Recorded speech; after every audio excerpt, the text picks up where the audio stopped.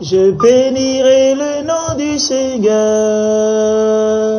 Oui, je bénirai le nom du Seigneur. Oui, je bénirai le nom du Seigneur. Oui, je bénirai le nom du Seigneur. Je bénirai le nom du Seigneur. Oui, je bénirai le nom du Seigneur. Oui, je bénirai le nom du Seigneur. Oui, je bénirai le nom du Seigneur. Oui, je bénirai le nom du Seigneur. Oui, je lèverai le nom du Seigneur. Oui, je proclamerai le nom du Seigneur. Oui, je bénirai le nom du Seigneur. Je bénirai le nom du Seigneur. C'est lui le Dieu, c'est redoutable. Il est le Dieu tout-puissant qui était, qui revient éternellement. Je bénirai son Seigneur. Je bénirai le nom du Seigneur. Oui, je bénirai le nom du Seigneur. Oui, je lèverai le nom du Seigneur. Son nom c'est Jésus-Christ. Je bénirai le nom du Seigneur. Oui, je bénirai le nom du Seigneur. Oui, je lèverai le nom du Seigneur. Oui, je proclamerai le nom du Seigneur. Oui, je bénirai le nom du Seigneur.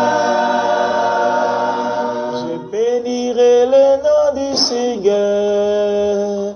Jésus-Christ est la parole de Dieu. La parole de Dieu faite chair. La lumière éternelle éclaire le monde. Béni soit son Seigneur. Je bénirai le nom du Seigneur. Oui, je bénirai le nom du Seigneur. Oui, je lèverai le nom du Seigneur. Je bénirai le nom du Seigneur. Nous avons la paix. Je bénirai le nom du Seigneur. Nous avons la grâce. Je bénirai le nom du Seigneur. Nous avons la vérité. Je bénirai le nom du Seigneur. Nous sommes restaurés. Je bénirai le nom du Seigneur. Je bénirai le nom du Seigneur.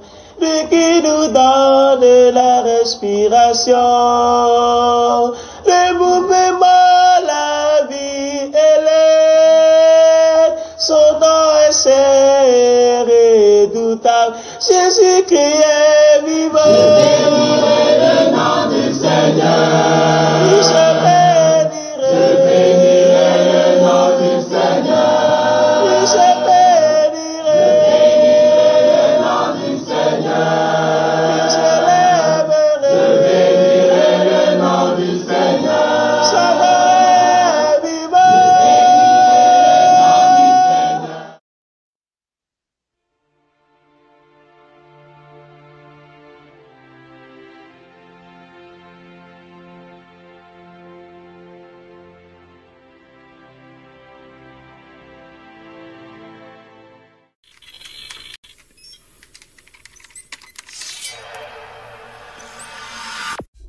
Puisque l'approche scientifique ne permet pas de trancher la question, il faut se tourner vers d'autres indices pour trouver la réponse.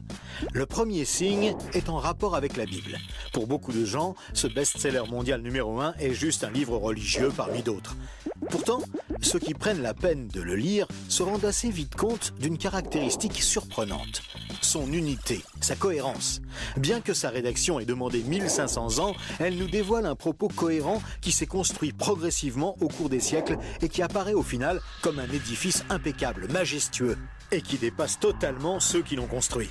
Des premières pages aux derniers mots, elle est centrée autour d'un même sujet, la connaissance de Dieu, le Messie et le plan du salut divin pour l'humanité. Pour celui qui ne connaît rien à la Bible, cette affirmation peut paraître un peu fumeuse. Pour lui, c'est juste des mots, des concepts abstraits, de la spiritualité, sans rapport avec le monde réel. Mais pour celui qui la lit et cherche un peu, l'évidence devient de plus en plus écrasante que quelqu'un, derrière ce livre, au travers de centaines d'épisodes, de miracles, de prophéties et d'événements surnaturels, quelqu'un a construit un message qui nous est adressé. Par exemple, Moïse expose clairement la base de la relation avec Dieu et annonce la venue du Messie. 5 siècles plus tard, David, parmi d'autres, prophétise les détails de la crucifixion tout en engendrant les ancêtres de Jésus.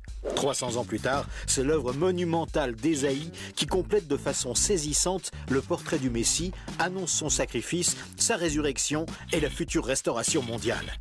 Et c'est comme cela tout au long des 66 livres de la Bible, avec des centaines de détails et révélations surnaturelles. Et cela pose une vraie question.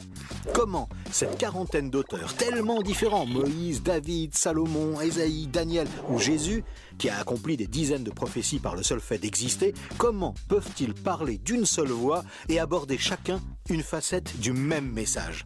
Sans se connaître, ils se confirment mutuellement et construisent le même tableau, un seul tableau immense et qui les dépasse totalement. C'est complètement incompréhensible et impossible à réaliser. Ils ont été chefs d'État, bergers, prophètes ou apôtres. Ils ne se sont jamais connus, ont vécu à des siècles d'écart et sont pourtant en parfaite unité, centrés exactement autour du même sujet. Impossible, n'est-ce pas ? Et c'est un cas totalement unique. Ni le Coran, qui ne s'appuie que sur un seul homme, sans antécédent, ni aucune confirmation postérieure, ni les écrits hindous, truffés de récits légendaires, ni aucun texte religieux de l'Antiquité n'a ce caractère unique. La Bible seule comporte cette sorte de filigrane attestant de sa véritable origine. Le second signe est lui aussi au cœur des passions les plus extrêmes. Il s'agit du peuple juif. Étrangement, le simple fait de parler d'Israël déchaîne des réactions quasi irrationnelles. Certains veulent son extermination, alors que d'autres le voient comme le paradis sur terre. Mais si on veut bien rester calme et juste considérer les faits, l'histoire, il y a pourtant de quoi s'interroger sérieusement.